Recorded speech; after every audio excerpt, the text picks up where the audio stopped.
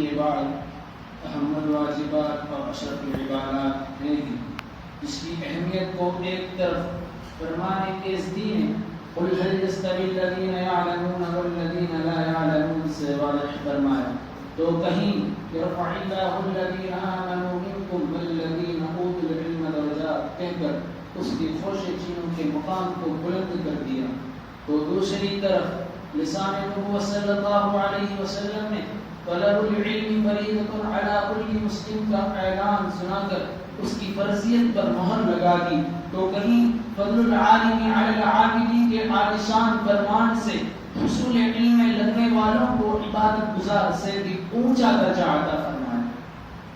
غرض یہ کہ علم نے بزم جہاں میں کیا سے کیا رنگ بھر دیے، علم نے بزم جہاں میں کیا سے کیا رنگ بھر دیے، علم نے قطرے اٹھائے دریا کر دی۔ سامعین ذی احتشام ایک اٹل حقیقت ہے، جو چیز جتنی قیمتی ہوتی ہے اس کو اتنا ہی محنت اور جانفشانی کے ساتھ حاصل کیا جاتا ہے۔ پھر علم دین کی قیمت واضح ہو جانے کے بعد اس کے پیچھے کیا کچھ محنت درکار ہونی چاہیے، کتنا ذوق و شوق، کتنی جستجو و طلب ہونی چاہیے، آئیے ان کے جواب میں آپ کو ان اسلاف کے ذوق و شوق کے واقعات کی سیر کراؤں۔ چنانچہ حضرت جابر بن عبداللہ رضی اللہ عنہ نے صرف ایک حدیث کے لیے ایک مہینے کا سفر کیا۔ امام حاتم راضی رحمہ اللہ فرماتے ہیں کہ میں علم کے خاطر 9000 میل کا سفر طے کیا۔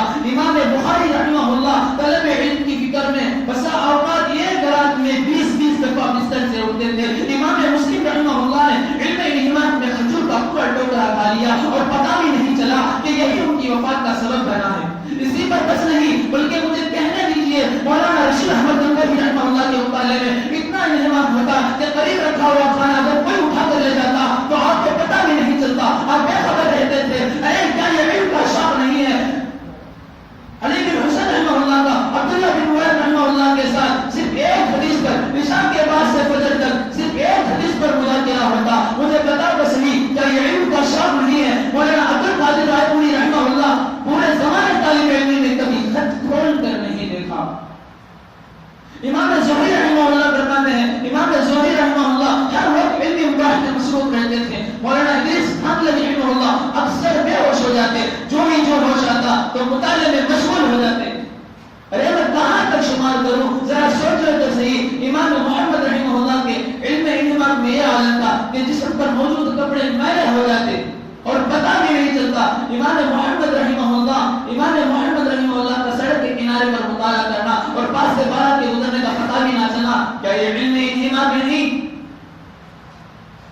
حضرت علامہ انور شاہ کشمیری رحمہ اللہ نے خود فرمایا کہ میں 9 سال کی عمر میں فقہ و نحو کے مطولات کا مطالعہ کر چکا تھا اور 12 سال کی عمر میں فتویٰ دینے لگا۔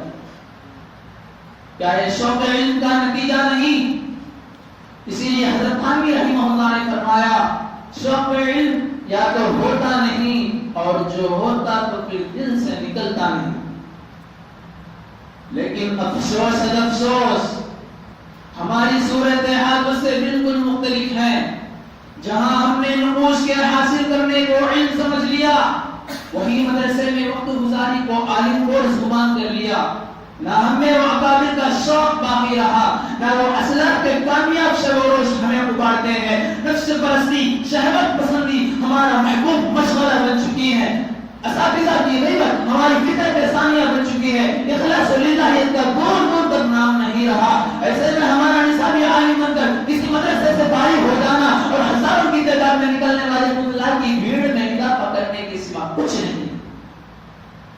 یا تو ان اسلاف کے روشن زندگیوں سے سبق حاصل کر کے اپنی کامیابی کی راہ تلاش کرنا، یا پھر اسی بھیڑ میں اضافہ کر کے اپنے آپ کے وجود کو ختم کر دینا۔